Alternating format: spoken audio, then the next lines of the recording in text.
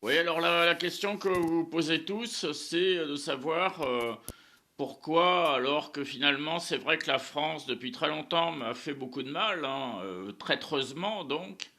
Hein, vous en doutez bien, j'ai jamais donné mon autorisation à avoir une espèce de caméra sur moi, j'ai jamais donné mon autorisation à une quelconque expérience sur mon cerveau, etc.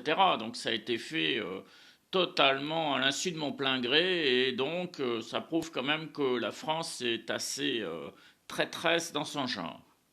Voilà, non, c'est pour vous expliquer pourquoi est-ce qu'il y a beaucoup de migrants qui ne font que la traversée, qui ne s'y arrêtent pas. Vous voyez, c'est parce que ça commence à se savoir que la France est maltraitante, c'est un pays maltraitant, qu'il est préférable de quitter rapidement.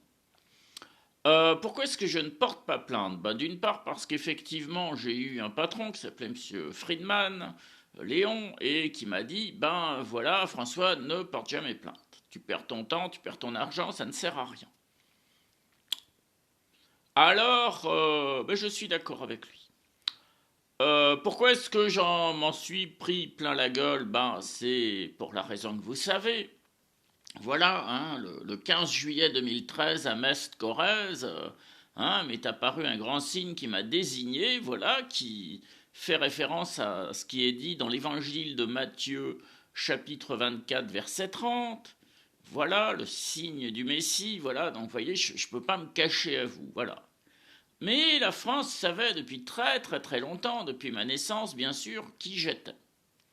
Alors, ce qui est amusant, c'est qu'aujourd'hui, c'est ça, certains me traitent de mystique, d'autres, beaucoup me traitent de fou, alors qu'en réalité, depuis ma naissance, ils savent qui je suis. Donc voilà, c'est encore un de ces visages un peu minables de la France, vous voyez, sa grande mesquinerie, sa grande hypocrisie. Là, c'est la maison mère de la maltraitance et de l'hypocrisie, la France. Hein, c'est une catastrophe, je ne sais pas trop d'où ça lui vient. Je pense que c'est plus républicain que monarchique. Hein.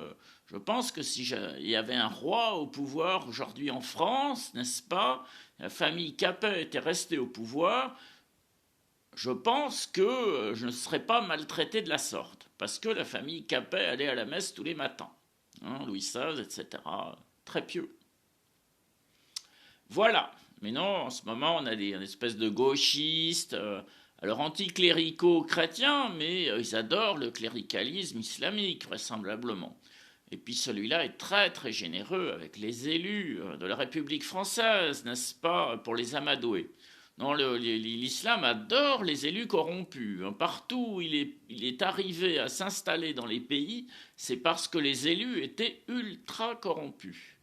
Et toujours l'islam s'est introduit sournoisement dans les pays par la gauche. Voilà, par les gauchistes qui sont très démagos, très faciles à manipuler. Très, très, très faciles. Voilà, non, je vous donne d'autres éclairages pour vous aider. Le sauveur sauve. C'est sa tâche. Je ne sais pas si j'arriverai à sauver la France. C'est comme l'Église. Je pense que malheureusement, la messe est dite, comme on dit.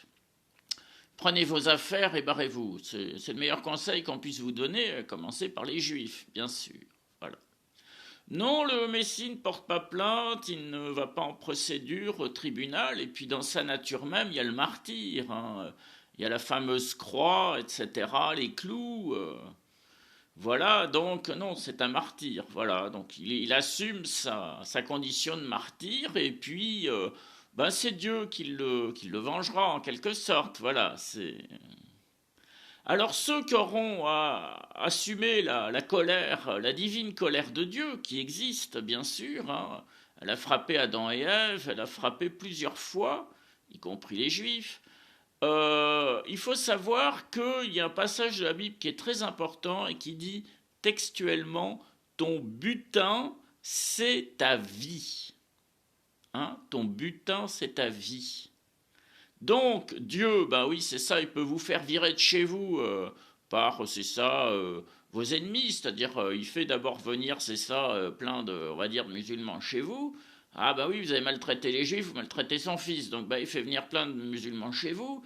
Puis un jour, ils prennent le pouvoir et ils vont vous virer de chez vous, sans armes ni bagages. Voilà, vous allez être foutu dehors de France. Enfin, je vous le dis déjà, vous voyez, les plus prudents partent immédiatement. Ce qui va se produire, voilà, c'est que normalement, ils n'ont pas le droit de vous tuer. D'ailleurs, si vous demandez aux chrétiens irakiens qui ont fui le pays, notamment à l'arrivée de Daesh, alors ils leur ont pris leur baraque, ils leur ont pris leurs bijoux, ils ont tout pris, mais ils leur ont laissé la vie. Voilà, ton butin, c'est ta vie. Très clair.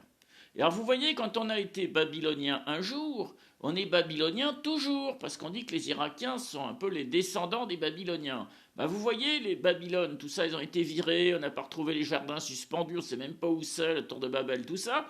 Et bien en réalité, les Irakiens, qui seraient donc descendants des Babyloniens, ben vous voyez, ils sont toujours maudits. Vous voyez, ils sont toujours encore sans cesse virés de chez eux, virés de chez eux. Il y en a plein. Mon copain Georges, son épouse est chrétienne irakienne. Quand je suis allé à Pau, me balader dans Pau, là, au mois d'octobre, si j'ai bonne mémoire, j'ai croisé une petite échoppe où il y avait un Irakien, vous voyez, qui, pareil, qui faisait la cuisine aux gens, tout ça. Et voilà, pas très loin vers l'université, par là. Mais je salue.